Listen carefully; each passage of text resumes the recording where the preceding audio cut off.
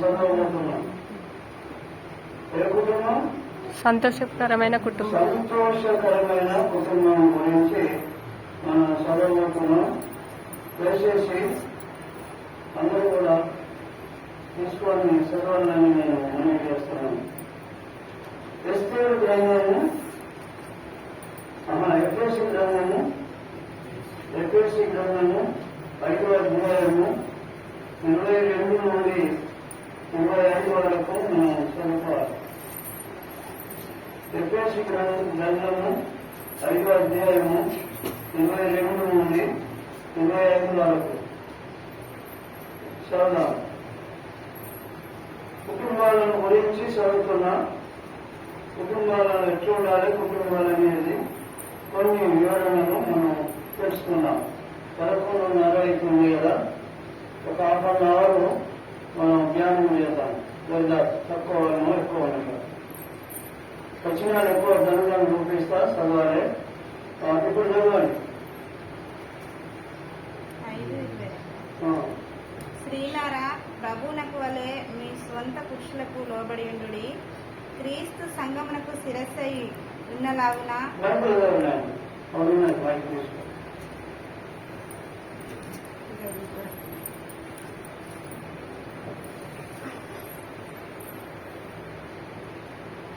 స్త్రీలారా, ప్రభువునకు వలె మీ సొంత పురుషులకు లోబడియుండుడి. క్రీస్తు సంఘమునకు శిరస్సై ఉన్నలాగున పురుషుడు భార్యకు శిరస్సై ఉన్నాడు. క్రీస్తే శరీరమునకు రక్షకుడై ఉన్నాడు. సంఘము క్రీస్తునకు లోబడినట్టుగా భార్యలు కూడా ప్రతి విషయంలోనూ తమ పురుషులకు లోబడవలెను.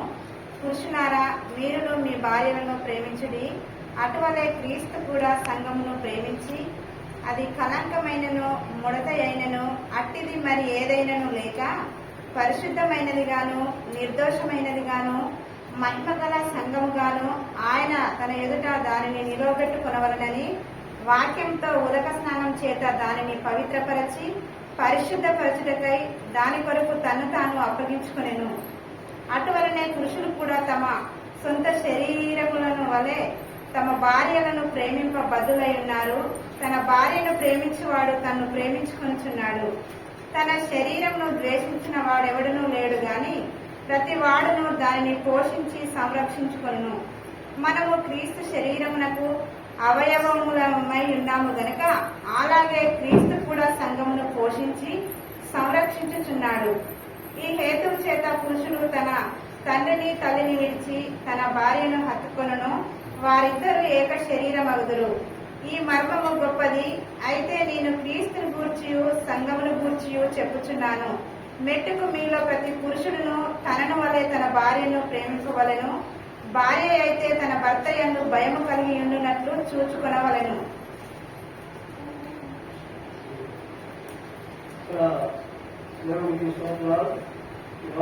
దేవుడు మన అభివృద్ధిలో జీవించి మరణంలో పరిశుద్ధాత్మ ద్వారా మనం బయలుపరుచినట్టుగా మన బ్రెయిన్కు వచ్చేటట్టుగా ప్రార్థన చేద్దాం. ఇక్కడ 3 విషయాలు ఉంటాయి. ఒకటి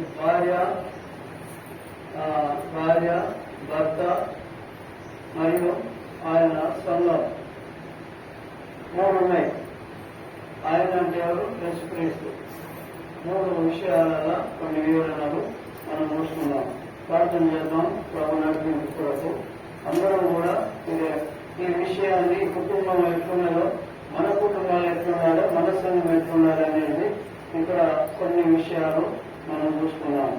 మా ప్రభా గొప్పదేవా, మరి సంతోషకరమైన కుటుంబం గురించి ఈ అంశం మీద మేము కొన్ని విషయాలు మేము ధ్యానం చేసుకుంటుండగా ఈ పరిశుద్ధాత్మ నడిపింపు మాకు అందరికీ దయచేయమని ప్రార్థన చేస్తున్నాం. కావలసిన బిడ్డలు ఇంకా రాలేదు, వారిని కూడా సిద్ధపరిచి తీసుకురమ్మని నిర్లక్ష్యం చేసుకొని మీకు దూరం కాకుండా ఉపయోగాన్ని అందరూ నడిపించినారు. సూచుతనం క్రమం నడిపించినారు. వచ్చిన మమ్మల్ని ఆశీర్వదించి తృప్తిపరిచి మమ్మల్ని బలపరచమని మీ ఆత్మతో మమ్మల్ని అందరినీ నడిపించినారు. మా ప్రభు యేసు నామమున వేడుకొని ప్రార్థన చేస్తున్నాం తండ్రి. ఆమేన్. మూడు విషయాలు మనం చూసుకున్నాం కదా. ఒకటి ఏమంటే 5వ అధ్యాయము 22వ వచనం నుండి 24 వరకు చూస్తే ప్రభువునకు లోబడినట్టు నట్టే అంటే భార్యలు క్రీస్తును పెంచినట్టే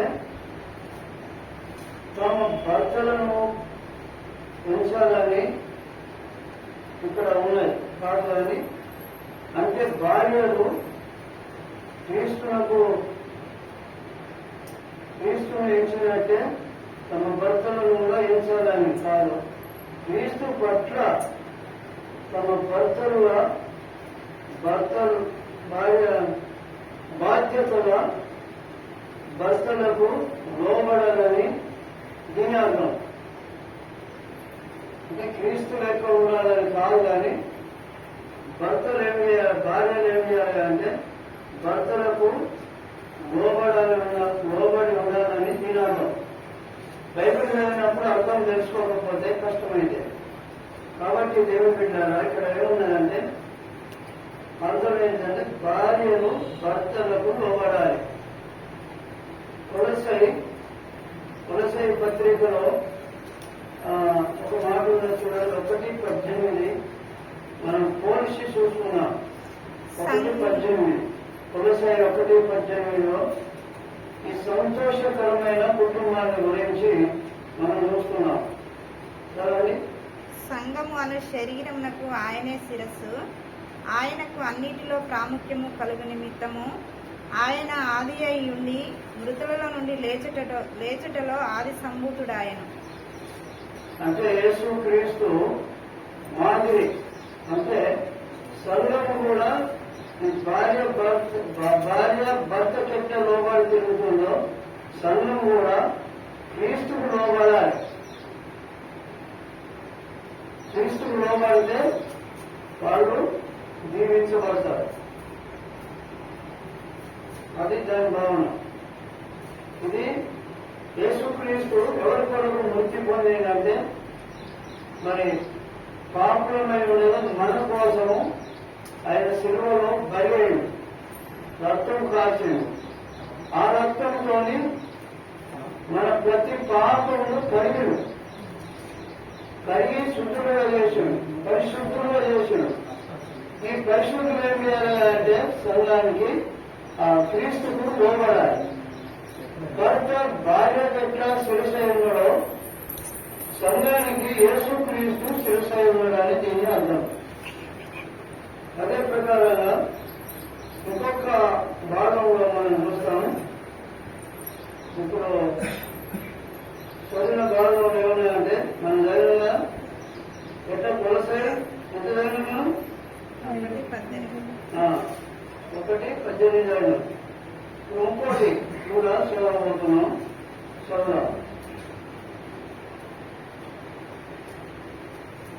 1:18 పోల్చి చూడండి.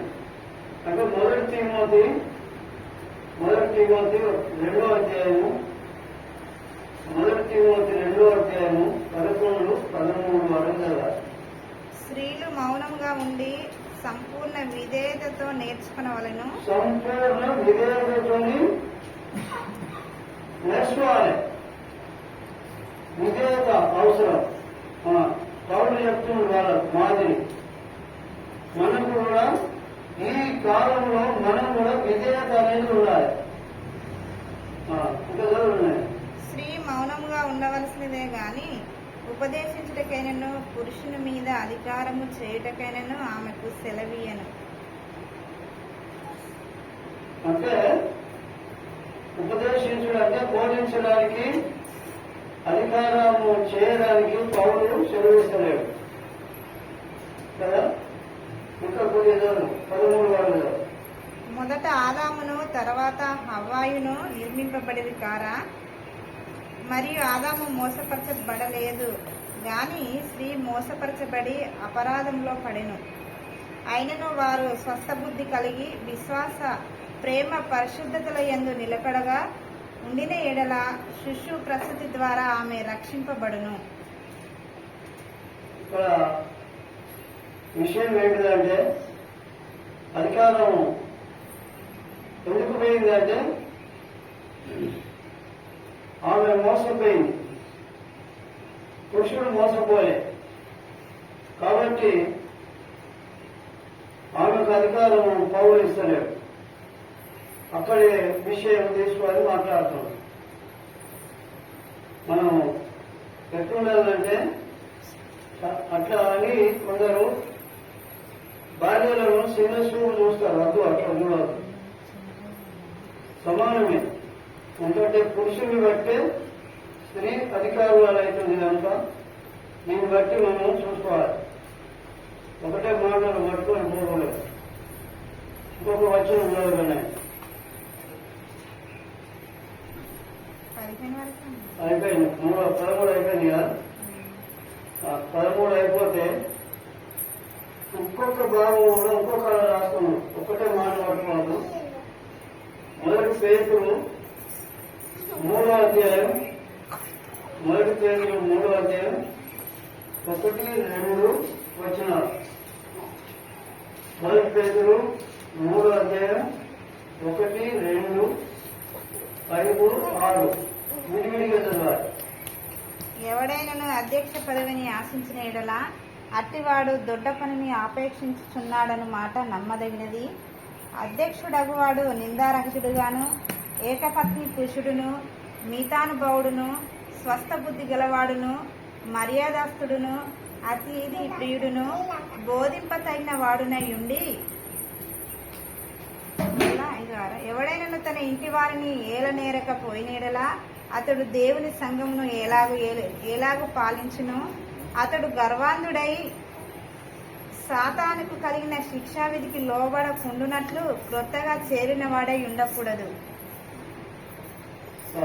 ఇక్కడ విషయాలు రాయబడిన వాక్య భాగం ఏం చేస్తుందంటే దేవుడు ఇచ్చినటువంటి అధికారాన్ని వినియోగించుకోవాలి. మొట్టమొదట ఇంట్లో బోధించాలి. పిల్లల మధ్య తల్లిదండ్రులు క్రమంగా ఉండాలి. పిల్లల మీద కోపంగా చూడకూడదు అని దాని భావన. మొట్టమొదట కుటుంబాన్ని చూసుకుంటే అప్పుడు సంఘాన్ని చూస్తాడు. సంఘం అన్నప్పుడు ఒక్క కుటుంబాలకు చెందినటువంటి వారు కాదు కాబట్టి, అన్ని వృత్తుల నుండి వచ్చినటువంటి వారు కాబట్టి వాళ్ళు ఏదన్నా చిన్న పొరపాటు పోతే వాళ్ళు నొచ్చుకుంటారు, బయటికి చెప్పారు. అందుకని జాగ్రత్తగా దొడ్డ పని, చాలా పెద్ద పని. దేవుని వాక్యం చెప్పడం అంటే మామూలు కాదు. కాబట్టి దేవుని సన్నిధిలో ఉండి దేవుని మాటలే చెప్పాలి. నింద రైతులై ఉండాలి. ఏలాంటి నింద అనేది ఉండకూడదు. అలాగే ఇట్లా నిందలు అంటే ఎన్నో రకాలు ఉంటాయి. నింద రైతులుగా ఉండాలి. మాటలో కానీ, ఆతిథ్యం చేయడంలో కానీ, మర్యాదగా మాట్లాడడంలో కానీ ఇలాంటి లక్షణాలు ఉంటే అప్పుడు సంఘానికి మేలు కలిగించిన వాడు అవుతారు. సంఘ పెద్దలకి బోధిస్తా ఉన్నారు. పేతురు గారు అది మాట 6వ వచనం కూడా చాలా చివరిగా అతడు గర్వాంధుడై అపవాదికి కలిగిన శిక్షావిధికి లోబడకుండానట్లు క్రొత్తగా చేరిన వాడై ఉండకూడదు. ఇక్కడ కొత్త ఇది అర్థం కాదు కదా, గర్వం అవుతాయి. నాకు అన్ని నా పెద్దలు వచ్చింది. పెద్దలు ఎప్పుడెప్పుడో సరే ఏదేమైంది కానీ కొద్దిగా గర్వం అనేది వస్తాయి.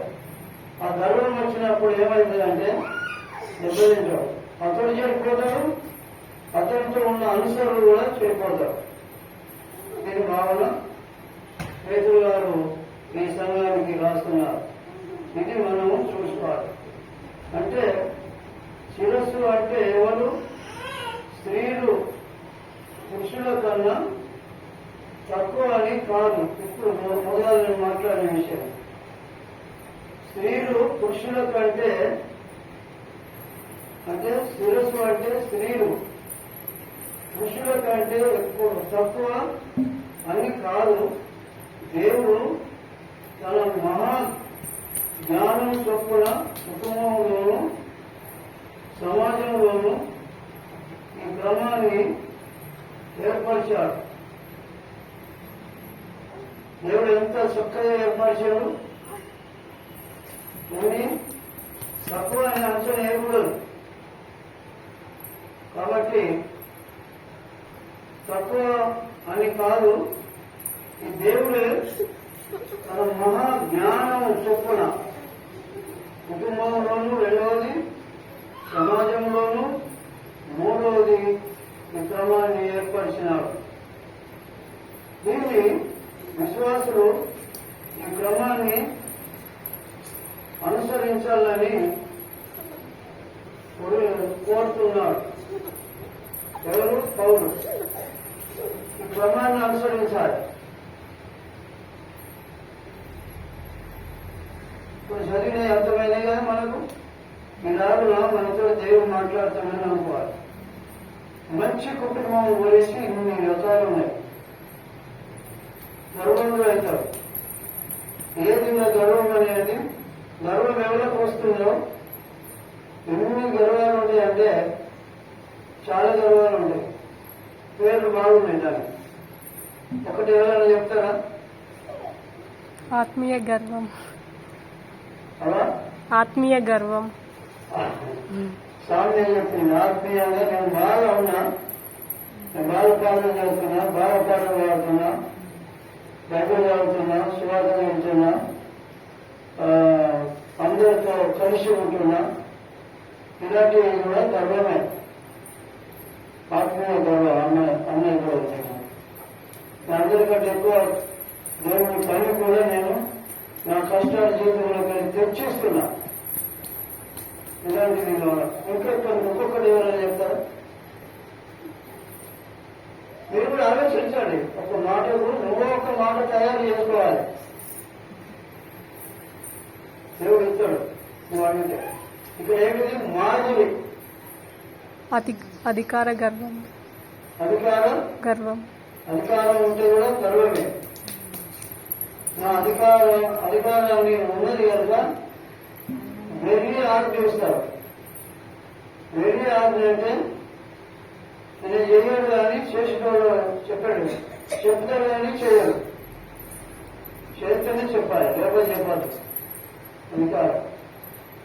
సరే, ఇది మాదిరి రకరకాలుగా ఉన్నది.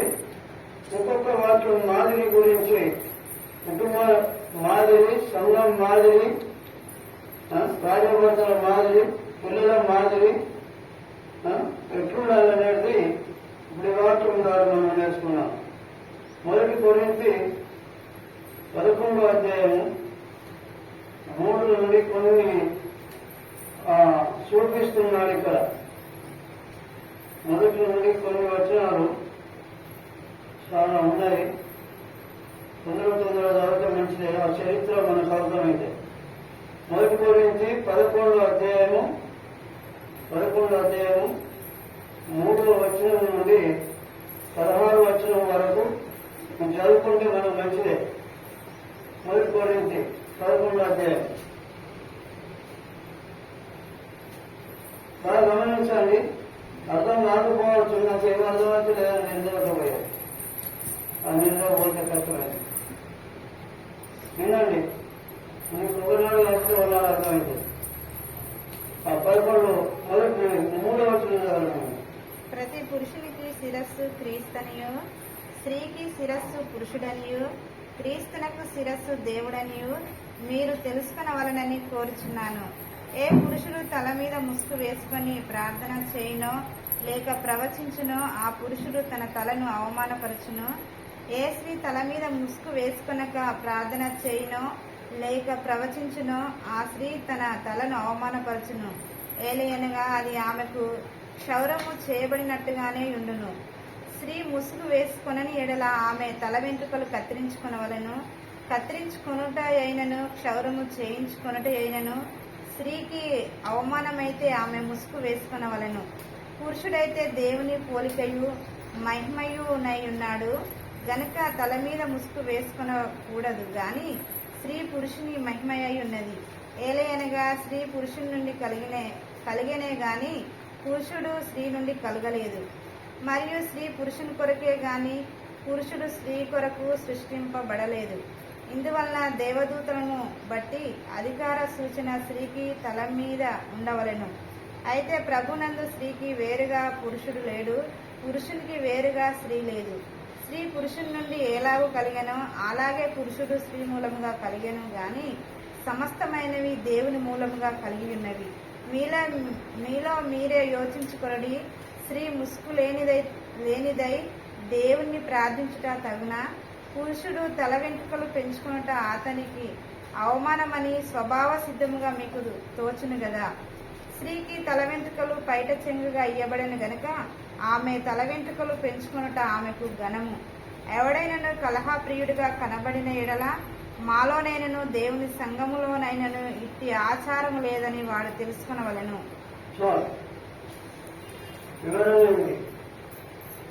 మంచి అర్థమైంది. ఇంట్లో మర్మంగా ఉన్నది నాకు ఎట్లా అర్థమైంది నాకు చూడడానికి. స్త్రీ ఎలా ఉండాలి, పురుషుడు ఎలా ఉండాలి,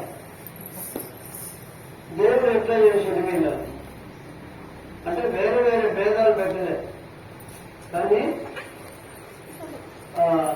8వ వచనంలో మరియు స్త్రీ పురుషుడి కొరకే కానీ పురుషుడు స్త్రీ కొరకు సృష్టింపబడలేదు. ఇందువలన దేవదూతలను బట్టి అధికార సూచన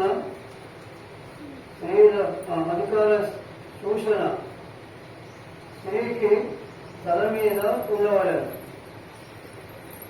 చూసిన పొంగు వేసుకోవడానికి ప్రార్థన చేస్తాం మనం. పురుషుడికి వెంట్రుకలు ఇప్పుడు మనం ఎక్కడైనా గట్టనే ఉండాలి. కానీ కొందరు ఇంకా స్త్రీలాగా పెంచుకోవద్దని అట్లా చెప్తున్నారు. ఎవరు? పౌరుడు ఆయన మొదటి వచ్చిన చదివితే మాదిరి చెప్తాడు. చూడండి, మొదటి వచ్చిన చదవడం. నేను ఎవరైనా పోలి నడుచుకుంటున్నాం చూద్దాం. చదవండి. నేను మొదటి వచ్చిన నమ్మి సహోదరులారా, ఆత్మ సంబంధులైన మనుషులతో మాట్లాడినట్లు నేను మీతో మాట్లాడకపోతిని. సహోదరులారా, నేను మొదటి వచ్చినవే చదువుకోవడం మొదటి వచ్చిన. నేను క్రీస్తును పోలి నడుచుకున్న ప్రకారము మీరు నన్ను పోలి నడుచుకోండి. ఏమన్నా నేనెవరైనా పోలి నడుచుకుంటున్నా? క్రీస్తును. మరి మీరు ఎవరైనా పోలి నడుచుకోవాలి? నన్ను పోలి. అట్లా ఇది క్రమం. కానీ ఒకటి వచ్చింది, పెద్ద పరిసరాలు వచ్చింది. 2వ వచనంలో మీరు అన్ని విషయములలో నన్ను జ్ఞాపకము చేసుకోవచ్చు. నేను మీకు అప్పగించిన కట్టడాలను కైకొనుచున్నారని నేను మెచ్చుకొనుచున్నాను. ఒక కట్టడం అనేది ఉన్నది. కట్టడానికి ఏంటిది?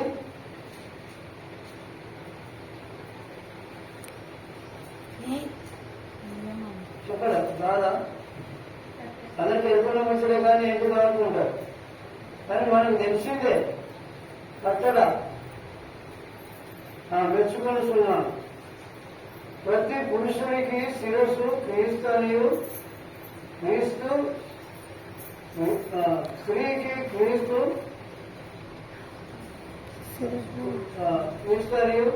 స్త్రీకి శిరస్సు పురుషుడనియు, క్రీస్తునకు శిరస్సు దేవుడనియు మీరు తెలుసుకొనగలవాలని కోరుతున్నాను. మనం ఇప్పటి వరకే నేను చదివినాం. పోలికలు ఉన్నాయి. ఇప్పుడు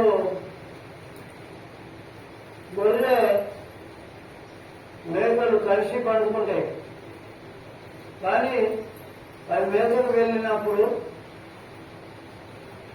మేకలు ఒక దిక్కు పోతాయి, గొర్రెలు ఒక దిక్కు పోతాయి. అయితే మనం ఇప్పుడు ఏం చేయాలి? గొర్రెల లాగా మనం ఉండాలి. ఒక గొర్రె ఎటు పోతుంది? మేకలలో ఓరు, గొర్రెలకు పోతాయి. అయితే ఇక్కడ విశ్వాసం ఉన్న కాడికే పోవాలి. దాని కావాలి. కుటుంబం మీ మనసులో ఉంచుకోవాలని కోరుతున్నాను. చాలా విషయాలు మనం నేర్చుకున్నాం. ఎలాగో పిల్లలను పెంచుకోవాలి, ఎలాగో సంఘంలో ఉండాలి అని చెప్పి మనం నేర్చుకున్నాం. ఈ అంశం మన కుటుంబాలు ఎలా ఉండాలి, భార్య భర్తలు ఎలా ఉండాలి, పిల్లలను ఎలా పెంచాలి అనేది దేవుడు మనకు నేర్పిస్తున్నారు. ప్రార్థించుకోండి. చాలా ప్రాముఖ్యమైనది. ఇదే సంతోషకరమైన కుటుంబం.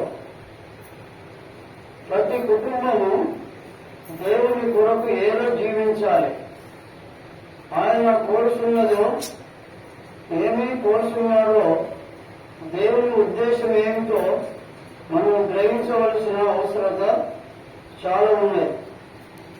భార్య భర్తలు ఒకరిని ఒకరు అర్థం చేసుకోవాలి. లేని ఎడల వారి దాంపత్య జీవితం అంతా నరకముగా తారుమారవుతుంది.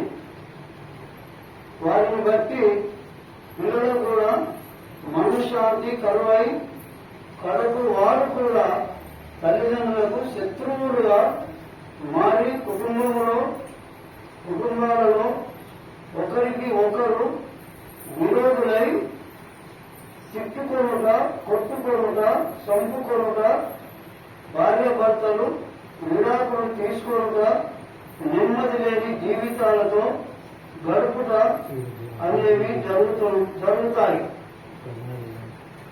ఇలాంటి సంఘటనలు ఎన్నో మన కళ్ళ ఎదుట చూస్తూనే ఉంటాం.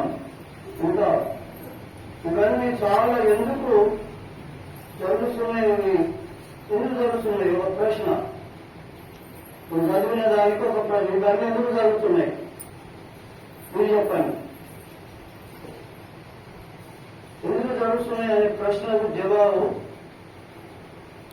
అని అడిగితే క్రైస్తవుల నోటి నుండి వచ్చే జవాబు ఒకటే. అదేమిటంటే ఇవన్నీ జరగడానికి ఎవరు కారకులు అంటారు మీరు? క్రైస్తవులు. అపవాది. బాగానే చెప్తున్నాను, ఇవే చెప్తున్నావు కానీ తన పెళ్ళిలో చెప్తాను. జరగడానికి సాతానే కారణం అంటారు. నిజమే, కొంతవరకు సత్యమే కానీ, మరొక మాట ఉన్నది, సత్యమే కానీ అన్నిటికీ సాతాను పేరు చెప్పుట ద్వారా వారికి ఘనత కలుగుతుంది. అన్నిటికీ వారి పేరు చెప్పకూడదు. వారికి ఘనపరిచిన వాళ్ళు అవుతారు అని అంటున్నాడు ఇక్కడ. వారికి ఘనత కలుగుతుంది. చాలా మంది తెలియకుండానే సాతానును మహిమపరుస్తున్నారు. ఇంకా ఏమిది? ప్రతిదాన్ని నన్నే మెచ్చుకుంటారు. నువ్వెవరు యాద చేస్తున్నారు చెప్పుమని వాడు గర్వపడతాడట. దేవుని బిడ్డలారా,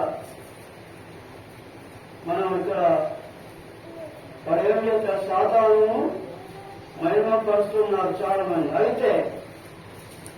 అయితే కుటుంబాలలో గలిబిలికి కారణం ఏమిటనగా భార్య భర్తలు ఒకరిని ఒకరు అర్థం చేసుకోలేకపోవటయే వీటన్నిటికీ బలమైన కారణం. ఒకరి మనసు ఇది నిజమా కాదు ఆలోచన చేయాలి మీరే.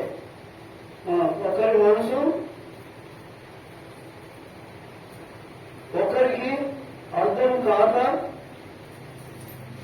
ఒకరి ఆత్మ మనస్తత్వానికి ఒకరు విరోధముగా నడుచుకోవడం ద్వారా గొడవలు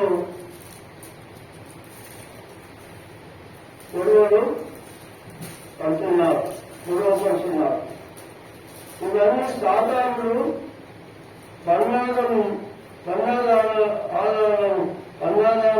పన్నాగాలను కూడా అనుకుంటా వారి అవివేకం.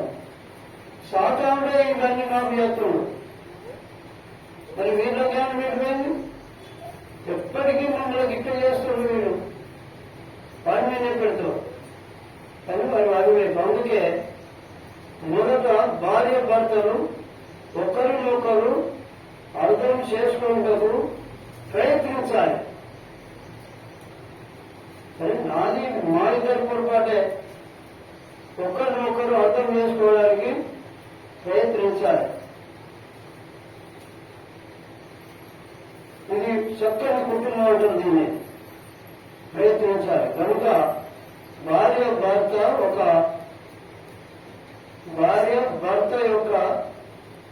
మాట తీరు పద్ధతి ఎలాంటిదో అని అతని యొక్క బలహీనతలను కూడా గ్రహించి అతని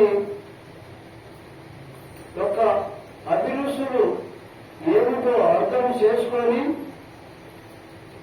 తను ఆ మనసును అర్థం చేసుకొని తన పట్ల భార్య ఎలా ఉండాలో కోరుతున్నాడు పౌరుడు. అలా ఉండటకు ప్రయత్నించాలి.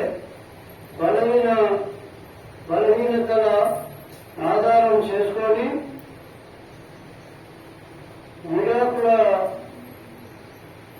విడాకులే కొడతారు. చివరికి అతనికి ఇష్టమైన పనులు చేస్తూనే ఉంటారు. అందుకనే ఎఫెసీ సంఘానికి మరి అపోస్తలుడైన పౌలు ఇవన్నీ రాస్తా ఉన్నారు. వెంట లేక తనకిష్టమైన వస్త్రాలను ధరించుట ద్వారా సంతోషించి భార్యను ఎక్కువగా ప్రేమించగలడు. స్త్రీలు భర్తలకు లోబడి ఉండాలి అనుకుంటుండాలి. భర్తపై అధికారం చేయకుండా ఏదైనా చెప్పవలసిన విషయాన్ని భర్తకు సలహాదారిగా ఉండాలి. ఇది చెప్పేసి 5వ అధ్యాయంలో ఈ చరిత్రను మనం చూస్తున్నాం. మరొక ముఖ్యమైన విషయం కూడా ఇక్కడ ఏమైనా గమనించాలి. భర్త తరపున రక్త సంబంధులను గౌరవించాలి. గుర్తించి తరపు వారిని ప్రేమించాలి. ఇలా ఉండగలిగిన స్త్రీలు భర్త ద్వారా తప్పక ప్రేమించబడతారు. అనేక మంది స్త్రీలు అట్లుండక భర్తకు వ్యతిరేకమైన పనులు చేయక భర్తకు ఇష్టమైన ఆహారము చేయగలిగి కూడా చేయకపోవుట భర్త యొక్క బలహీనతలను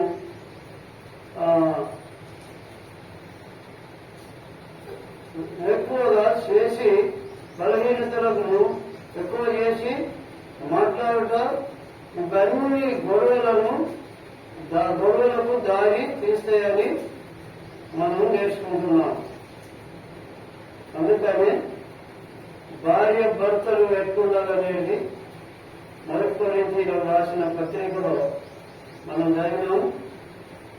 7వ అధ్యాయం 32 7వ అధ్యాయం 33 నుండి 35 వరకు భార్య భర్తను ఎలా సంతోష పెట్టాలి అనే చింత కలిగి ఉండాలి అని ఈ వచనంలో పౌరులు భక్తులు తెలుస్తున్నారు. అందుకే ఒకరికి ఒకరు స్వభావ విరుద్ధంగా ప్రవర్తించకుండా చూసుకోవాలి. ఒకరి మాటను ఒకరు గౌరవించుకోవాలి. భార్య భర్తలు ఇద్దరు ఒక్క శరీరమై ఉన్నారు. ఈ కుటుంబం గురించి మనము మత్తయి కూడా రాస్తున్నాడు. మత్తయి సువార్త 19వ అధ్యాయము 5-6 వచనంలో కనుక ఏ విషయాన్నైనా ఇద్దరు కలిసి పరిష్కరించుకోవాలి. కొందరు భర్త చేసేది భార్యకు తెలియని, భార్య చేసేది భర్తకు తెలియదు. అట్లా ఇద్దరు కలిసి పరిష్కరించుకోవాలి, ఉన్నట్లు చూసుకోవాలి. ఇద్దరు కలిసి పిల్లలతో పాటు ప్రార్థనలు చేసుకొనుట, మంచి దారికి మంచి మందిరానికి కలిసి వచ్చు వెళ్ళుట, ఎంతో మందికి పిల్లలను కూడా క్రమశిక్షణలో పెంచుతూ ప్రార్థనలో ఎదుగునట్లు చేయగలరు. ఇప్పుడు మీ కుటుంబాలు ముచ్చటగాను ఇతరులకు మాదిరికరముగాను కనబడును. ఇప్పుడు దేవునికి మహిమకరముగా గాను ఇతరులకు దీవెనకరము గాను ఉంటారు. మిమ్మల్ని చూసి ఇతరులు కూడా నేర్చుకుంటారు. ఏమంటారు దీనికి? ఏమైనా పొరపాటు ఉన్నాయా? నాకు చెప్పండి. ఇద్దరు కొన్ని మాటలు మీకు వచ్చినే అన్ని రాకపోవడం. భార్య భర్తలు పిల్లలతో కలిసి బైబిల్ చదివినప్పుడు ఉండాలి కదా. మనం ప్రార్థన చేస్తుంటే వాళ్ళు చూస్తారు, అట్లుండాలి. తర్వాత భర్త సంపాదించిన భార్య సంపాదించిన ఇద్దరు ఒక దగ్గర తీసుకొచ్చి కలిసి ప్రార్థన చేసి దేవుని భాగం దేవునికి తీసినాక మొదటిది ఆ కర్మది దేవునికి అని చెప్పి అవసరతలకు వాడుకోవాలి. ఇలాంటిగా కొంచెం అభివృద్ధిలోకి వస్తే మనకంటే వెనుకసి నమ్మటోళ్ళకు ఇదొక మాది. వాళ్ళు నమ్మేది కానీ వాళ్ళ ఇంట్లో ఏమి మాదిరి లేదు అనే కాడికి వచ్చే వరకు మన ఎవరికి దెబ్బ ఎక్కడికి పోతుందంటే ఈ దెబ్బ దేవునికి అవమానం తెచ్చిన వాళ్ళు. ఎప్పుడైతే మనం ఇక్కడ క్రమం పెట్టుకుంటామో మందిరంలో, స్కూల్లో ఒక క్రమం ఒక నియమం అనేది ఉన్నాయి కదా. ఉదాహరణ 9:30 స్కూల్కి గంట కొడతారు. 9:30 గంట కొడితే 10 గంటలకు సమావేశం అవుతారు, ప్రార్థన చేసుకుంటారు, ఏదైనా క్లాస్కు వాళ్ళు పోతారు పిల్లలు. అది అందరికీ తెలుసు. మరి ఆ మాదిరి కంటే ఎక్కువ మందిరం అక్కడ కొట్టుకున్నా జరుగుతుంది, తిట్టుకున్నా జరుగుతుంది, అన్నీ జరుగుతాయి. కానీ ఈ కుటుంబాలు ఇలాగ మాదిరిగా ఉన్నాయంటే దేవునికి మహిమ తెచ్చిన వాళ్ళమైతే. ఇంకొక మాటలు చెప్పాలంటే, వ్యవసాయదారులు మన వ్యవసాయం చేసుకుంటాం. వ్యవసాయం చేస్తే ఎప్పుడు ఏ కార్తీ అప్పుడు దాన్ని గోవిలో ఉంటుంది, ముఖశీలో ఉంటుంది, ఆరెంజ్లో ఉంటుంది, ఇటువంటి కొన్ని ఉంటాయి, నియమాలు ఉంటాయి. సరే, ఏదైనా కార్తీలు అట్లా వేయని ఎంతగా వేయని అనుకున్నాం. కొత్త విత్తనాలు నేర్చి ఆ రీతిగా పక్క పంటనే దున్నినప్పుడు నువ్వు దున్నుకుంటే, మనం దున్నుకుంటే, ఆయన నాటేసినప్పుడు మనం నాటేసుకుంటే, ఆయన వేసినప్పుడు మనం వేసుకుంటే అదొక పద్ధతి, ఒక మాదిరి.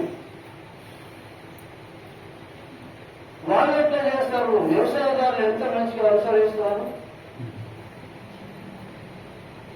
కానీ ఏమి బిడ్డలు బైబిల్ చదివితే ఎప్పుడైనా సంఘానికి భావంతో అపోస్తలుడైన పౌలు ఈ కుటుంబం గురించి కన్నీళ్లు వడుపుతూ దుఃఖపడుతూ మీరు మెచ్చుకుంటే దేవుడికి మహిమవుతారని చెప్పి ఈ సంతోషకరమైన కుటుంబం గురించి మాట్లాడుతున్నాం. ఈ కుటుంబానికి ఏం పేరు పెట్టిందంటే సంతోషకరమైన కుటుంబం. ఎప్పుడు సంతోషం ఉంటుంది అంటే ఇద్దరు కలిసి ప్రార్థించినప్పుడు, ఇద్దరు కలిసి బైబిల్ చదివినప్పుడు, ఇద్దరు కలిసి పిల్లలను చక్కగా చూసుకున్నప్పుడు.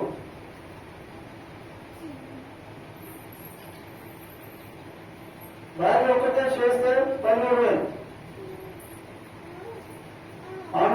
ఆమె స్నానం నీరుగా వేడి చేసిందనుకో, భర్త వైపు స్నానం చేపిస్తే తప్పేం లేదు. అట్లా పనులు కలిసి చేసుకోవాలి. ఇంకా లేకపోతే గొడవలు తయారైతే ఆ ఇంట్లోనే సమాధానం అనేది ఉన్నది. అప్పుడు ఆ కుటుంబాలు ఏమైపోతాయంటే మాదిరి చెడిపోతాయి. నేను బాగా ఏమంటారు, నిజంగా కాదా? మీరు బైబిల్ చదివితే ఇవన్నీ తెలుస్తాయి. నువ్వు చదవకపోతే నేను నాకు కూడా చదవకపో, మీరు చెప్పకపోతే. మీరు మత్తయి సువార్తలో ఒక మాట చదువుతాడు, వినండి. 19వ అధ్యాయం 5-2 వచనాలు. కుటుంబం ఎట్లుండాలి?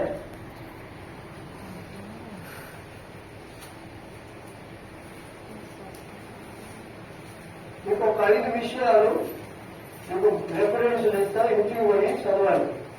ఇవాళ వివరణ చెప్పిన ఇప్పుడు 9 సార్లు వస్తున్నాయి చదవాలి. 12వ అధ్యాయం 5-6 వచనాలు మొత్తం. ఇందు నిమిత్తము పురుషుడు తల్లిదండ్రులను విడిచి తన భార్యను హత్తుకొనును, వారిద్దరూ ఏక శరీరంగా ఉందరని చెప్పననియు మీరు చదవలేదా? కాబట్టి వారికను ఇద్దరు కాక ఏక శరీరంగా ఉన్నారు గనుక దేవుడు జతపరిచిన వారిని మనుషుడు వేరుపరచకూడదని చెప్పాను. ఎవరు చేస్తారు? మొట్టమొదటి పెళ్లి అంటే మొట్టమొదటి కలవాలి. ఆదం హవ్వలు. భూమి ఆకాశం ఎట్లా కలిగిందంటే, పురుషుడు ఎట్లా కలిగిందంటే, స్త్రీ ఎట్లా తయారైందంటే, విత్తనం ఎట్లా అయిందంటే పెద్ద ప్రశ్నలతో కూడినది. ప్రపంచానికి అర్థమైతేనే నీకు ఏమంటారు? ఇలాంటిగా ఎక్కువ ప్రశ్నలతో పోతుంది. మరి స్త్రీ ముందా పురుషుడు ముందా అంటే అనుకుంటాం మనం. మరి ఎవరు అనుకుంటాం మనం? ఇప్పుడు మళ్ళీ చెప్పురా. పురుషుడు మీకు వచ్చింది చెప్పండి. రాజధానికి మిత్రులకు ఎవరు ముందు, ఎవరు పురుషుడు. ఎవరు ఎట్లా? పురుషుడు ఆదాముని క్రియేట్ చేసింది. ఎవరు పురుషుడు అనుకోవాలి? ఎవరు చేయడానికి అందరూ మీరే చెప్పారు. అన్న చెప్తారు, మీరేనండి. ఆదాము హవ్వల్ని ప్రభు ఫస్ట్ మమ్మీ ఆవిడా అన్న చెప్తారు. అదే వాళ్ళు భర్త దేవుడు ఏం చేసింది? మనుషుల్ని ఎట్లా చేసిండు? నేను పక్కనే ఉంటాడు మీరు చెప్పండి. పురుషుడిని ఎట్లా చేసిండు? మట్టి. మట్టితో అంటే ఎవరు చేయలేక చెప్పు ఎట్లా చేసిండు? వాళ్ళు మీరు వినండి, మీరే చెప్పుకోవాలి. ఇప్పుడు నేను చెప్పిన అంతా నేను చెప్పాను. చెప్పు. బొమ్మగా చేసి దాన్ని ఆయన ఆయువునిచ్చింది. మాట్లాడుకుంటే క్రమం లేకపోతే గొడవలు తయారైతాయి. ఒకరిదంటే అదే మనం నేర్చుకున్నాం. మట్టిని ముద్దగా చేసి బొమ్మగా చేసి దానికి ఆయువుని పోసి జీవాయువు ఇచ్చింది. అట్లా ఒకరికొకరు సాయం చేసుకోవాలి. ఒకటి తగ్గిపోయింది ఒకరు సాయం చేసుకోవాలి. చూడు ఆ సెల్లే చెప్తే కొంచెం అటా ఇటా అయ్యో నిజమా కాదని అనుకుంటాం. కనుక్కోలేదు అయితే జీవాలు మనుషుల్ని మట్టితోని తయారు చేసిండు అంతేనా? మరి అంతకుముందు మనుషులు ఉన్నారా? అంతకుముందు భూమి ఉన్నారా? ఆకాశం ఉన్నాయా? ఏమి లేనప్పుడే వాక్యం చెప్తుంది. మనం కలుపుతలేదు. మొదటి వచ్చిన ఏం చెప్తుంది? మొదటి గ్రంథం బైబిల్. మొదటి బైబిల్ ఎన్ని గ్రంథాలు ఉంటాయి ఒకసారి ఆలోచన చేద్దామా? 66 గ్రంథాలు ఉన్నాయి. 66 గ్రంథాల వల్ల మరి మొదటి గ్రంథం ఏది? ఆదికాండం. ఆదికాండం మొదటి అధ్యాయం మొదటి వచ్చినట్టే ఉన్నది. ఆదిలో వాక్యం ఉండను.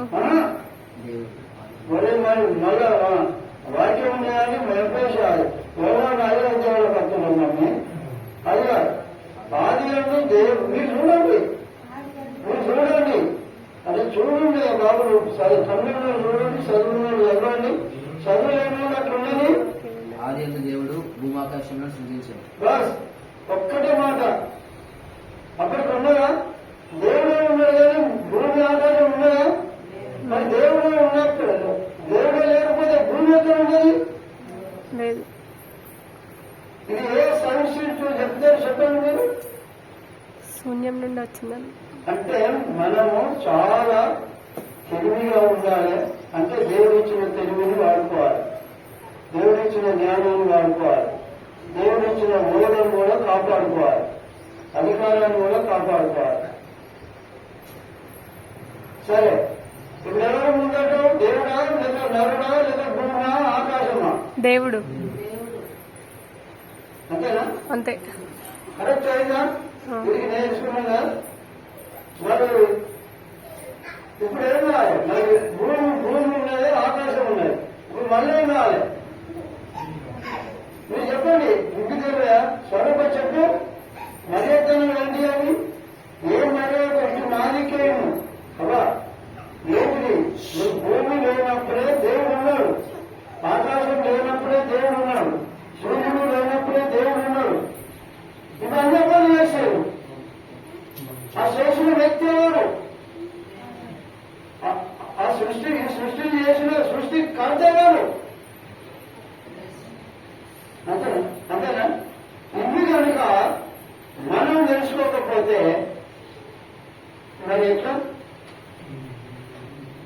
డాక్టర్లు, మీరు డాక్టర్లు, ఇప్పుడు మనమే డాక్టర్లు, మనమే లాయర్లు, మనమే రాజులు, మనమే అధికారులు, మనమే రాబోయే వాటిని చెప్పేటోళ్ళం. మరి వాళ్ళకేంటంటే సరైన మనం చదివినాం, ఇది మనం నేర్చుకున్నాం. కాబట్టి ఇంట్లో క్రమం జరిగిపోయిందనుకో సంఘంలో కూడా క్రమం ఉండదు. సంఘంలో క్రమం జరిగిపోయిందనుకో సమాజం కూడా ఒప్పుకోరు. ఎవరికి వ్యతిరేకంగా ఉన్నట్టు? దేవుడు వ్యతిరేకంగా ఉన్నట్టే. ఇది నిజమా కాదా? మీరే చేయడానికి చూపించారు. నిజమా అబద్ధమా? నిజమే. అబద్ధమైతే అబద్ధానికి చేయలేదండి, నిజమైతే నిజానికి చేయలేదంట. అబద్ధం అంటేనేమో ఇది లేదండి. నిజమే, ఇది నిజమే. ఇంట్లో క్రమం లేకపోతే సంఘంలో క్రమం ఉండదు. ఒకవేళ సంఘంలో క్రమం లేదనుకో సమాజంలో క్రమం ఉంటుందా? ఉండదు. చెప్పలేరు. ఎక్కడ క్రమం ఉండాలి? మొట్టమొదటి భార్య భర్తల మధ్యనే ఒకరి మనస్తత్వం ఒకరిని తెలుసుకోవాలి కదా? నిజంగా ఇది నిజంగా పోతున్నా చెప్పండి నాకు. ఎట్లా చెప్పండి? లేకపోతే నేను అబద్ధం పలికినట్టయితే ఏమంటే స్వరూప నిజం.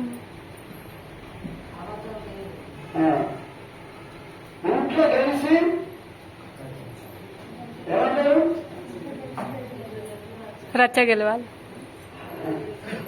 ఈ సామ్యాలు మంచిగా చెబుతుంది. ఆమె నేర్చుకునేది కనుక క్రమంలో వస్తుంది. నేను చూసిన ముందు జాగ్రత్త ఉండాలి. వాళ్ళ మీ డాడీ నాన్న నేను తీసుకుంటే అలా బస్సు దిగుతుంది, బస్సుకి ఆగింది, ఎవరో దిగుతుంది, దారి రానే వచ్చాడు, ఆ బండి మీద కూర్చొని పెట్టుకుంటాను. నేనంటానా మరి ఎట్లా పోతే కూడా నేను ఆని మళ్ళీ అదే బస్సు ఎక్కాలి కరీంనగర్.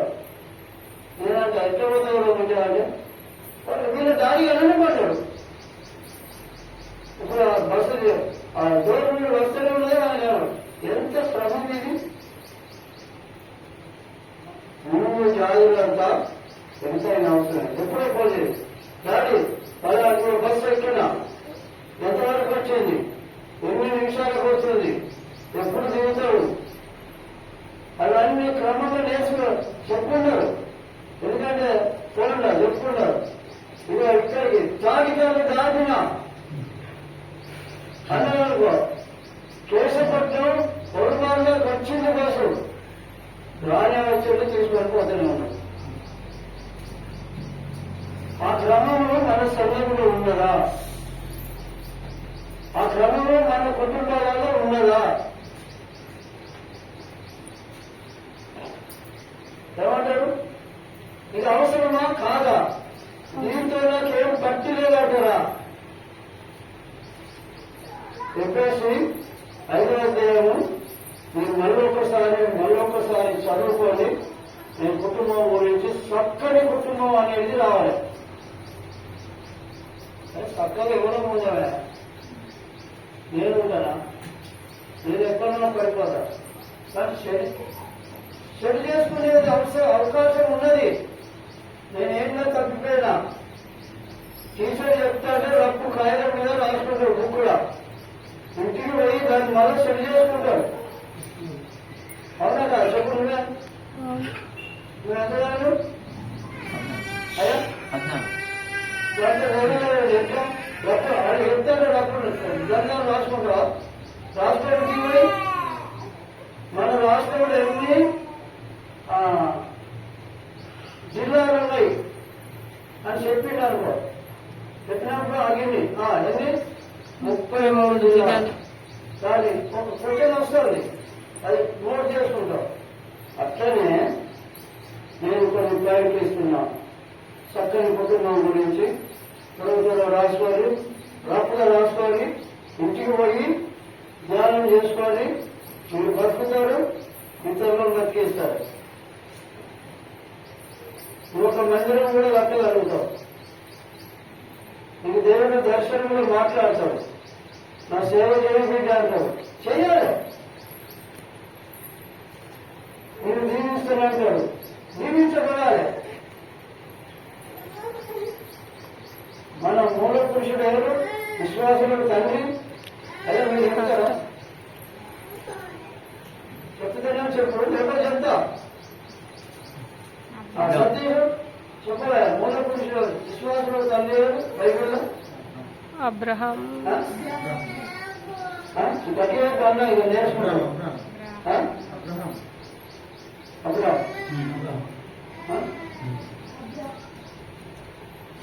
అన్న చెప్పి కరెక్టేనా? మీరు తెలుసుకోవాలన్నా కరెక్టేనా? అవును. అబ్రహామేనా? అవును. విశ్వాసం తండ్రినా? అవును. మరి అంత తండ్రిగా ఉండాలని నీకు కోరిక ఉన్నదా లేదా?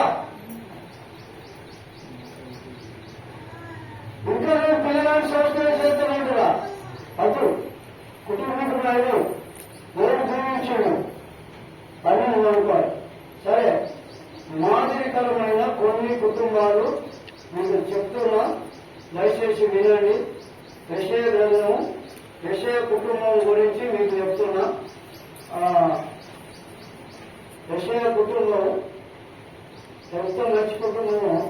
8వ అధ్యాయము, యెషయా 8వ అధ్యాయము 18వ వచనం. పట్టపడి చదవండి.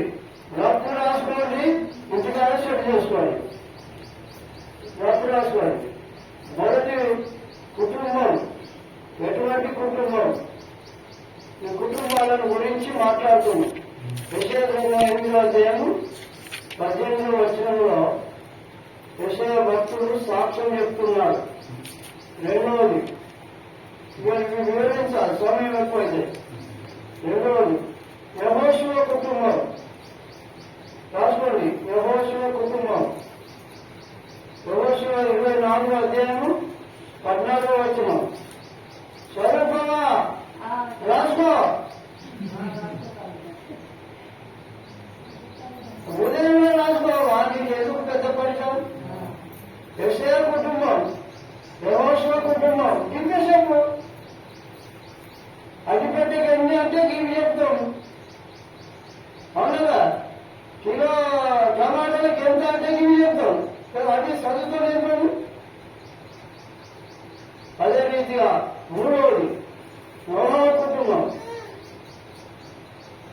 మళ్ళీ నేను ఇప్పుడే ప్రశ్నలు అడిగితే ఆ రఫ్గా రాసుకుంటే చెప్తే అయిపోతాయి. నోహ కుటుంబం 7వ అధ్యాయం ఆదికాండం 1వ వచనం. 7వ అధ్యాయము 1వ వచనం ఆదికాండం. మళ్ళీ నేను అడగద్దు, అడిగితే మాత్రం పరిశ్రమ అవుతాం. మూడో కుటుంబం చెప్పిన. సరే, 4వ కుటుంబం నోహ కుటుంబం. మన ఆనో నోహ అయినాక ఆనోకు కుటుంబం. ఆదికాండం రాష్ట్రంలో అంటే లేదు. ఏమని అనుకో, నువ్వు ఎట్లన్నా మొత్తం మంచి కుటుంబాలని చెప్తున్నా. ఆదికాండం 5వ అధ్యాయము ఆనోకు కుటుంబం 22వ వచనం. 5వ కుటుంబాన్ని వెళ్దాం. 5వ కుటుంబం అబ్రహాము కుటుంబం. ఇప్పుడు మీరు అన్నట్లుగానే అర్థమైందా? అబ్రహాము కుటుంబం ఆదికాండం 14వ అధ్యాయం 14వ వచనం.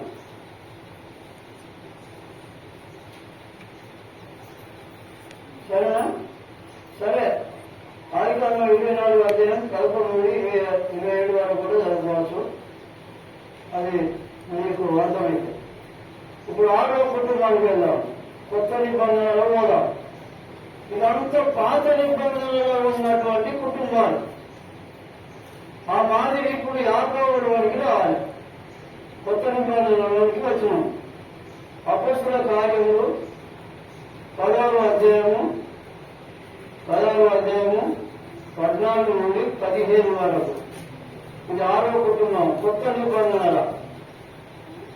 ఇది మీరు ఇంటికి పోయి స్టూడెంట్ లెక్క మీరు రాసుకొని పోయి సెట్ చేసుకొని చదువుకుంటే అప్పుడు మన కుటుంబాలు ఎట్లను మన కుటుంబాలు ఎట్లా తయారైంది. ఏడో కుటుంబం చెప్తా. యోగ కుటుంబం రాసుకున్నారా? ఉన్నాడు కదా, రాసుకున్నాం. ఎరుకోలో చూద్దాం, టైం పోతాను. ఎవరి కుటుంబం? యోగ కుటుంబం 1వ అధ్యాయం. యోగ 1వ అధ్యాయము 1 నుండి 22 వరకు. 8వ కుటుంబం నాయకుని కుటుంబం. ఏది? నాయకుడు ఎవరు? 8వ కుటుంబం నాయకుడి కుటుంబం. అపొస్తలుల కార్యములు అసలు రాస్తున్నా లేదా? అపొస్తలుల కార్యములు 16వ అధ్యాయం 30 నుండి 33 వరకు. చివరిగా 9వ కుటుంబం కోర్నేలి కుటుంబం. కొత్త నిబంధనల ఎన్నున్నాయి కుటుంబాలు?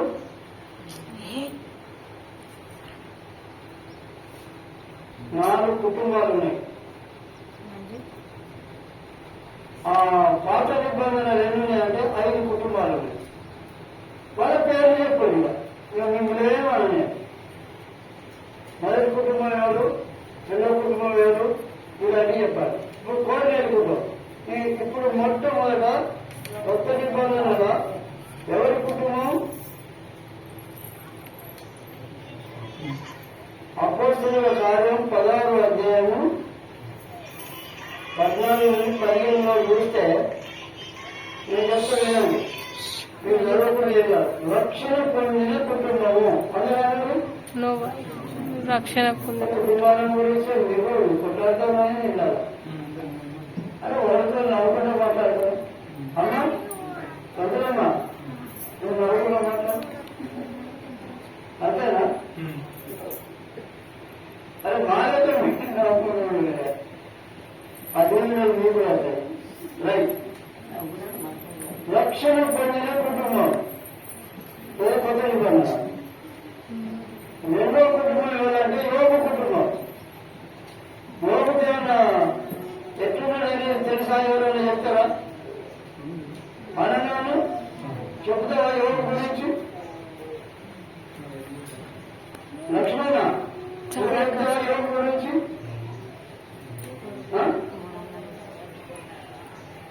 సరే యోగు పాత నిబంధనలు కానీ ఇందులోకి వచ్చింది.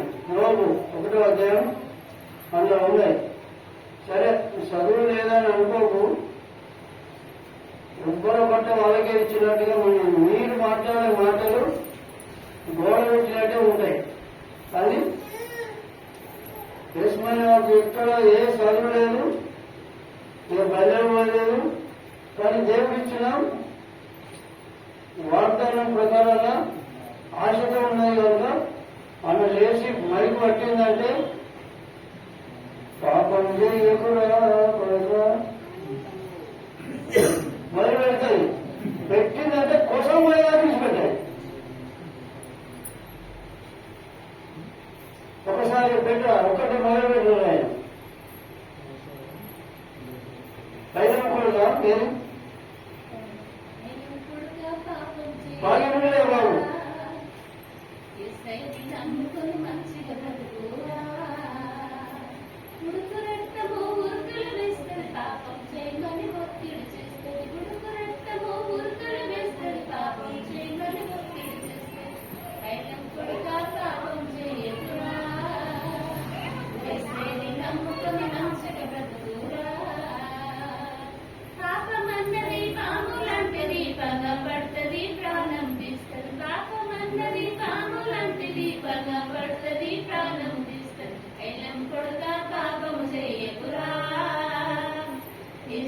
నమ్ముకొని మంచిగా బ్రతుకురా, నీ బ్రతుకు మార్చుకొని మంచిగా బ్రతుకురా. సరే ఏమంటా ఆ మాటలు బతుకు మార్చుకుంటే తప్పే ఉంటుంది. అతను ఎక్కడికో పోతాడు, తప్పుతో పోతాడు, మార్చుకోకూడదు అని తల్లి చెప్తుంది. బాగుంటుంది అంటే విశ్వాసమైన మనము సేవకుడిగా నేను, సేవకుడు అమ్మ నీకు కూడా అదే మాటలు నేను చెప్తున్నా. మరి యోగు జీవిత చరిత్ర చూస్తే మాత్రం చాలా కష్టమైంది. కానీ భార్య భర్తకు ఏమాత్రం పట్టదు. వాళ్ళిద్దరికి కరెక్ట్ చెప్పింది అన్న. మీరు నిజమంటారా వద్దంటారా? మళ్ళా అందరూ నేనన్నానంటారా? ఎట్లా నీకు మరి భార్య ఏమన్నాను? నిజమే అన్నావు. రోగం తగ్గుతుంది. దేవుణ్ణి దూషించి మరణం పాలుగా అని చెప్పేసి దేవుణ్ణి వదిలిపెట్టాను అన్న.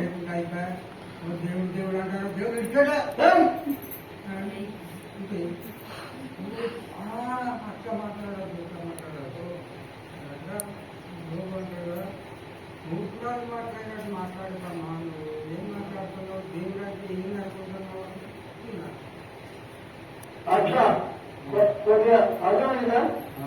ఒకరు మనస్తత్వం వేరైపోయింది. అందులో లోకం తీసుకుంటుంది, ఈయనేమో దేవుడు నీకు ఈయన ఆత్మ ఉంటుంది కనుక అందరూ ఎడ్లు వేరే, గొర్రెలు వేరే, మేకలు వేరే, శివుడికి వచ్చారు. ఈ ఆరోగ్యం కూడా చెడిపోయింది అని ఆమె వచ్చినాక రోగం మాటలని ఎక్కువగా వస్తాను. అంటే కొందరు కూడా అట్లా ఉంటారు. అంటే యోగు జీవితం చరిత్ర చదవాలి. మరి 16వ అధ్యాయంలో కూడా ఉంటుంది కొన్ని. నాయకుడి కుటుంబం ఏంటంటే అపొస్తలుల కార్యం 16వ అధ్యాయం 32-33 నాయకుడు ఎలా ఉండాలి? నాయకుడు కుటుంబ విలువ ఉండాలి. సరే 9వ అధ్యాయము అపోస్తల కార్యం 9వ అధ్యాయం కుటుంబం ఎత్తుకున్నది. 10వ అధ్యాయంలో 1-2 వచనాలలో ఇలా అనేక మంది కుటుంబాలతో దేవుని సేవించిన వారిని చూడగలుగుతున్నాము. ప్రభువు ముందు దేవుని బిడ్డలారా, సహోదరులారా, ప్రతి ఇంట భార్య భర్తలు సమాధానంతోనూ ప్రేమతోనూ ఊళ్ళకు జాగ్రత్త పడుడి. భార్య భర్తలు వారి వారి ధర్మములను నెరవేరుస్తూ క్రమము కలిగి బాధ్యతగా ఉండాలి. భార్యను శరీర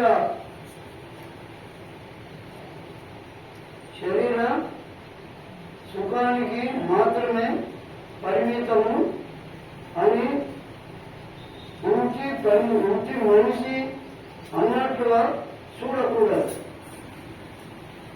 ఒక పని మనిషి పెట్టు, ఇది ఇంకా చిత్రమైన ఈ మాటలు చదివితే ఉంచి పని మనిషిగా చూడకూడదు.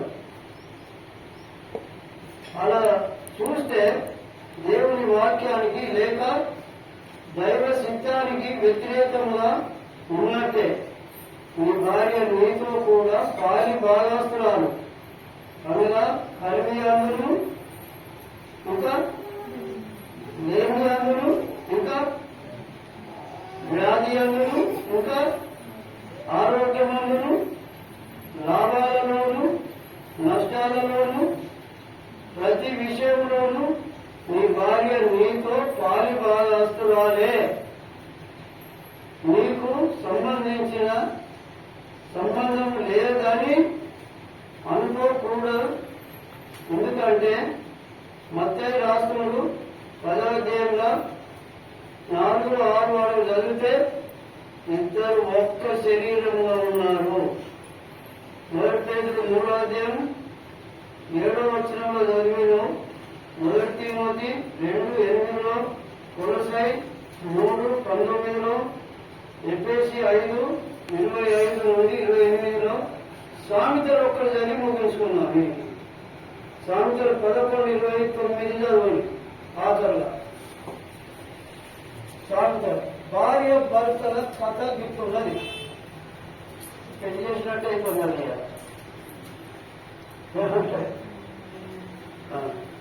అంటే ఆ అంశం, అదే అంశం మీద చెప్పాలని నాకు దేవుడు ప్రేరేపించింది కనుక కుటుంబం ఎలా ఉండాలనేది. ఇప్పుడు 11:29 సామెతలు కొద్దిగా చదవాలి. 8 చూద్దాం. 11:29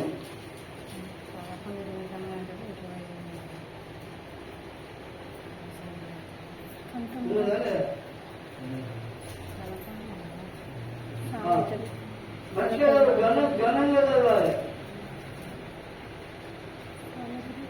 నేను చదవను నాయండి చదవమంటారా? అందరూ చేయలేటు సరే, అట్లా కూడా ముందే ఉన్నారు.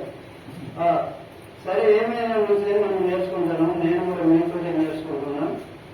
దేవుని బిడ్డలారా, మనం ఏమి బాధపడినట్లేదు. తన ఇంటి వారిని 29 తన ఇంటి వారిని బాధ పెట్టువాడు వారిని స్వతంత్రించుకోను.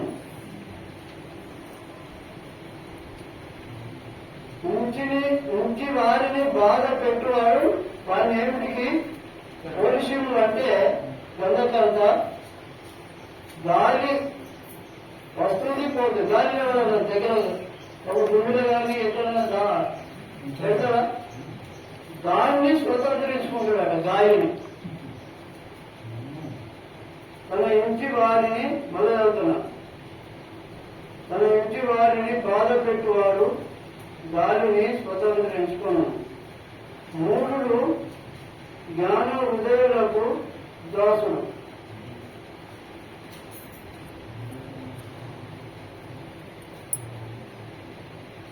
మరి 30 వచనం నీతిమంతులు ఇచ్చు ఫలము జీవవృక్షము, జ్ఞానము గలవారు ఇతరులను రక్షించుదురు. 31 నీతిమంతులు భూమి మీద ప్రతిఫలము పొందుదురు. ప్రతిఫలం పొంది భక్తిహీనులను పాపులను మరి నిశ్చయముగా ప్రతిఫలము పొందుదురు కదా. ఏమంటారు? మంచివారిని బాధ పెడతారు మంచిదా? మంచిది కాదు. మరి సంఘాన్ని కూడా బాధ పెడితే అంతకు మంచిదా? అసలు మంచిది కాదు. నీ సొంత దారి లేక ఇవాళ ఏమిటి? మొదటి వారం, మొదటి ఆదివారం ఏప్రిల్ మాసం. రాత్రి ప్రార్థన లేదు. నీకేమి క్రమం, నీకేమి భక్తి, ఎట్లా దేవుడు రాజ్యం పోతావు? నీ లైసెన్స్ లేకపోతే నీకు ఎవరి దగ్గర తీయాలి? కనుక క్రమములన్నిటి నేర్చుకోవాలి.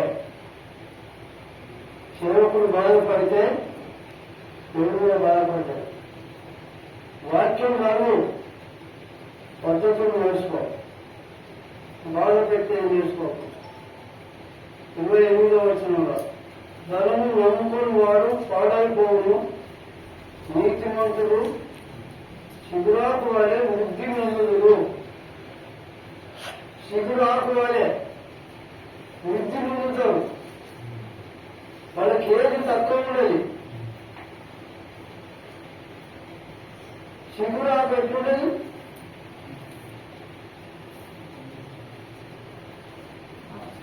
మరి 27వ వచనంలో నేను చేయగోరువాడు ఉపయుక్తమైన క్రియ చేయు, కీడు చేయవానికి కీడే మూడును.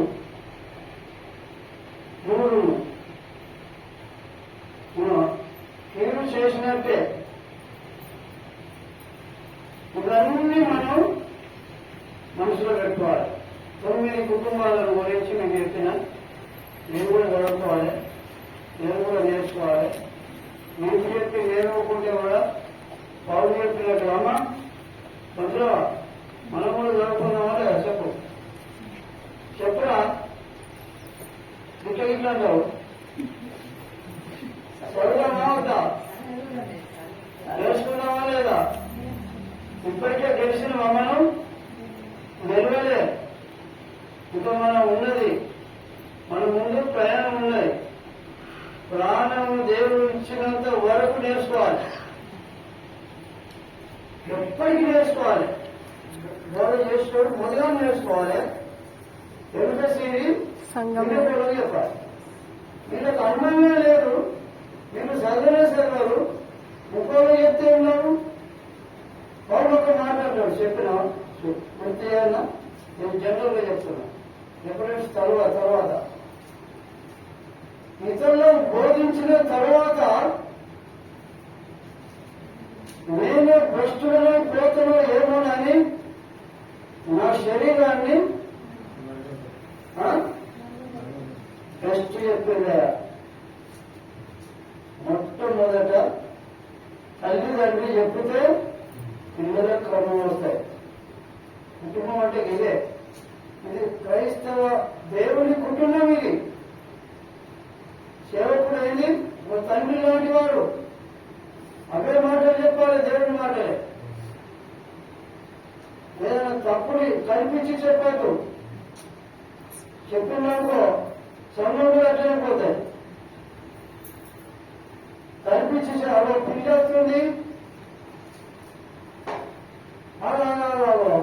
వాళ్ళు నన్ను బండి స్నానం చేసాడు కదా, ఇది కనిపించినట్టు కదా. పిల్లలకు పాలు ఇచ్చుకుంటా తల్లి ఒక ఆమెను తిడుతుందట. పాలు ఇచ్చుకుంటా చిన్న మెదడు కాబట్టి ఆమె ఇంతో అంత పెద్ద పెరిగి అదే తిట్లు నేర్చుకున్నది. ఆ మెదడులో పడతాయి. దేవుని బిడ్డలారా, మీరు కూడా చిన్న పిల్లలటువంటి మొదటి యోహాను 5:21 చదవండి. మొదటి యోహాను 5:21 చదవండి. ఏమో ఒకసారి పట్టుకొని తీసి చదువు. కరెక్ట్ ఎక్కడ దొరుకుతుందా లేదా చూడండి, ప్రయత్నం చేయండి. లేకపోతే మళ్ళీ నేను చెప్తా, దేవుడు సాయం చేస్తాడు నాకు కూడా. అట్లా నీ మనసులో ఉండాలి ఇది. మొదటి 5:21. చిన్నపిల్లలారా చిన్న పిల్లలారా విగ్రహంలో జోలికి పోకుండా జాగ్రత్తగా ఉండుడి. దేవుడికి పోకుండా చిన్న పిల్లలారా విగ్రహముల జోలికి పోకుండా విగ్రహాల జోలికి పోకుండా జాగ్రత్తగా ఉండు. ఇలాంటి వేణాలకు పాల్గొనిపోయినట్టే. మరి మంచిగా అర్థమైందా? ఒకసారి చెప్పు, అర్థమైందా? అర్థమైందాక 9 కుటుంబాల గురించి అర్థమైందా? పిల్లలకు ఎట్లుండాలో మరి ఇప్పుడు ఇంట్లో నువ్వు మంచుకున్నావు అనుకో, సంఘం మంచుకుంటావు. సంఘం మంచుకున్నావు అనుకో, సమాజానికి మంచిది. సంఘం అంటే ఇంకొక అర్థం ఏంటిదంటే మన దేవుని ఇల్లు. అన్నింటిని పట్టుకునేది ఏంటిది? దీని ఎంత నేనేం పోతాంటారు దీన్ని? వెన్నుపూస. ఎంత జీవి పెట్టాలని పక్క పక్కన పని చేయి.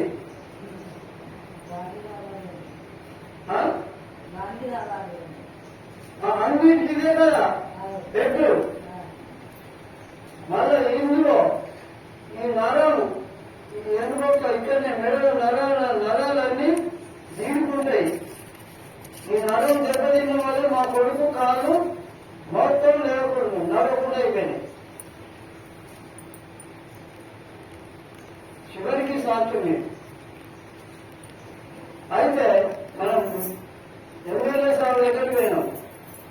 ఆయన అన్ని చెప్పాడు. మరి గాంధీకి పోయినా మంచోడే, చాలా ప్రేమగలడు మన ఎమ్మెల్యే సార్. మనకు కాన్స్టిట్యూషన్ లో ఉన్న ఇప్పుడు కొత్తగా వచ్చిన ఆయన సత్యనారాయణ డాక్టర్. ఆయన ఇద్దరు భార్య భర్తలు, ఇద్దరు డాక్టర్లే. వాళ్ళ తల్లి కూడా మంచి భయభక్తులు కలిగి ఉండే, తల్లిదండ్రులు కూడా. వాళ్ళ పెద్ద కుటుంబం, కరీంనగర్ సంఘానికి పెద్ద కుటుంబం, నాకు తెలుసు. అయితే మా కొడుకు ఏమన్నాడు, బాబు నేను ఉండగానే చచ్చిపోయింది బాబు ఊళ్ళో అంటాను. సార్ చెప్తాడు కానీ మరి దెబ్బన సార్ పని సార్ పోతాడు. మరి ఏ డాక్టర్ వస్తాడో చూస్తాడో చూడదో నాకు ఒక అన్నాను అడిగితాను. నువ్వు విశ్వాసమే లేకపోతే ఎక్కడికి పోవాలి? సార్ ఏమని అనుకొని అని చెప్పి తీసుకొచ్చి కరీంనగర్లో కిషోర్ డాక్టర్ భద్రకాళి, ఆ డాక్టర్ దగ్గరికి పోయాను. పోతే మంచిగా చూసాడు. ఈ డాక్టర్ దగ్గర ఆ డాక్టర్ చూసాడు. డాక్టర్ మంచిగా చూసింది.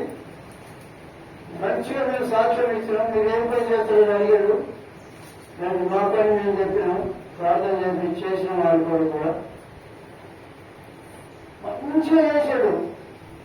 చేసిన తర్వాత ఇంటికి తీసుకొచ్చినాం. మేము డిశ్చార్జ్ చేసి వచ్చినాం.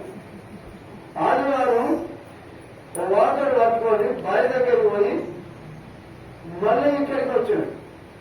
ఇక్కడికి వచ్చినాక వాటర్ ఇట్లా పట్టుకోండి, చేతిలోకి వెళ్ళి ఎక్కాలి. ఎక్కే టైంలో ఈ వాటర్ ఊసిపోయి గోడ పడ్డానికి ఇట్లా, ఈ గోడ గిట్ల పడ్డాక మొత్తం కళ్ళు తెల్లకి లేవడిపోయింది. మాట దగ్గర అందరం వేసాం. ఇంత పెట్టుబడి చేసి పెట్టి ఇంత చేసుకొస్తే గిట్ట అయిపోయినా కొంచెం ఆచారం అనేది చెప్తుండే.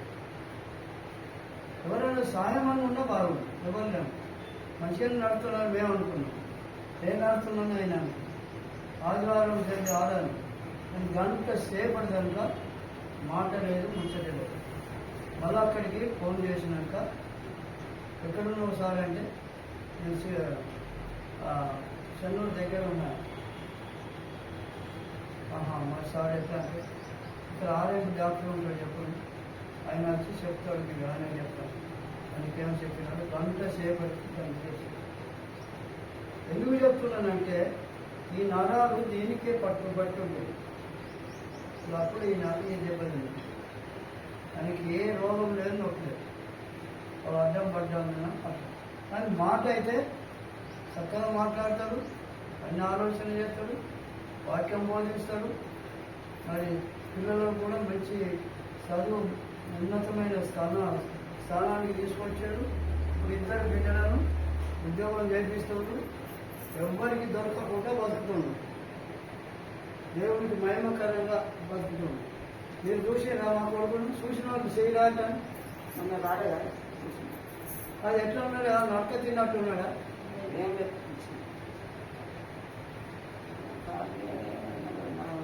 నక్క తిన్నట్టు ఉన్నాము మేము.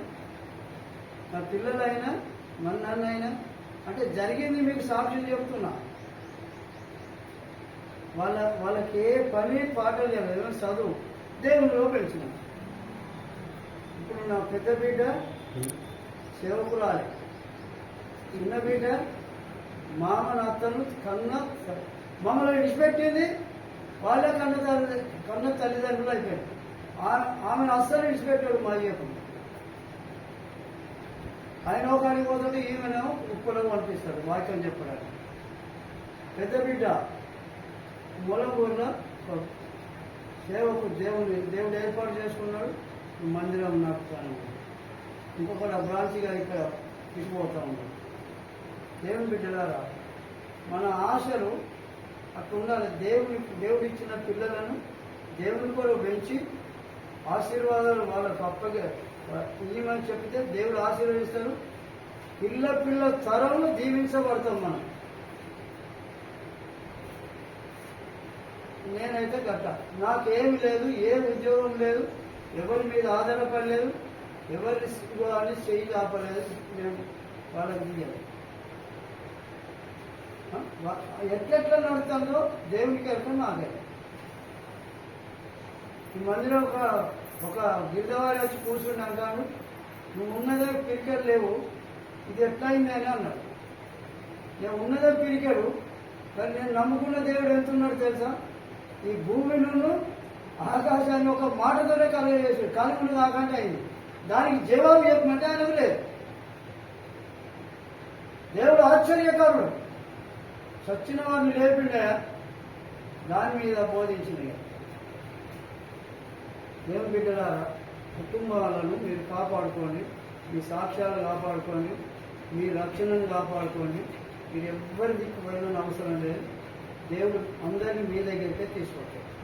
దేవుడి వాక్యం దేవుడు.